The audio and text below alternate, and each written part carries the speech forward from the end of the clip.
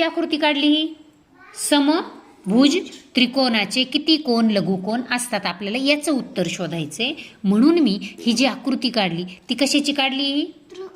कोणता त्रिकोण मग सांगा? समभुज. हा, समभुज त्रिकोण. मग आता या त्रिकोणाच्या तिन्ही कोणाच्या मापाची बेरीज किती बरं असते?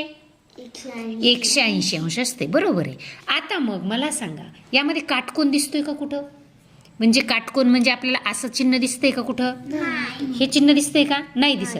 मग याच्यामध्ये काटकोन नाहीये म्हणजे समभुज त्रिकोणाचे तिन्ही कोन हे काटकोनापेक्षा लहान असतात.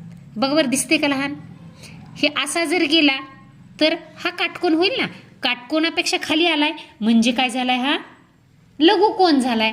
म्हणजे तिन्ही कोणांच्या मापाची बेरीज 180. लक्ष द्या माझ्याकडं, 180 असते की नाही.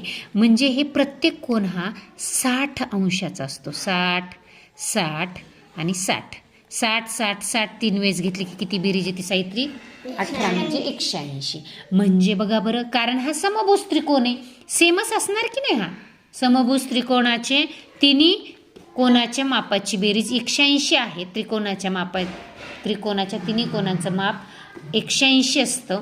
पण समभुज त्रिकोणाचा प्रत्येक कोन सेमच आहे. 60 60 60. कारण ही चिन्ह काय दाखवतं आपल्याला? तिन्ही बाजू सारख्या, तिन्ही कोन सारखे. मग आता काय प्रश्न विचारलाय बघा, वाचा परत. समभुज त्रिकोणाचे किती कोन लघुकोन असतात? किती कोन लघुकोन झाले मग हे? 90 पेक्षा लहान येत नाही. मग किती येतं कोन हे? 3. पर्याय क्रमांक 2. चला लिहा मग.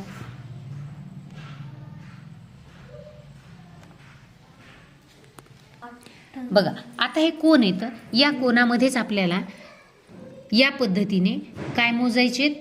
कोन मोजायचे. लक्ष इथं पाहिजे.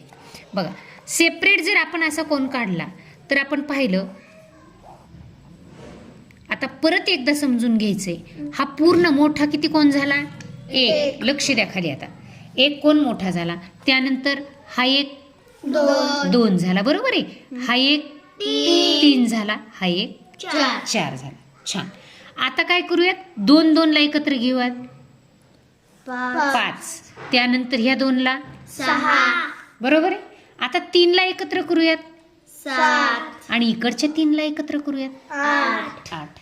म्हणजे आता शिल्लक काय राहिले का बघा बरं. राहिले का त्याच्यामध्ये काही एखादा कोन विसरलाय का आपल्याकडनं? नाही राहिला. म्हणजे किती कोन झाले? 8. छान. पर्याय क्रमांक 3. चला लिहा.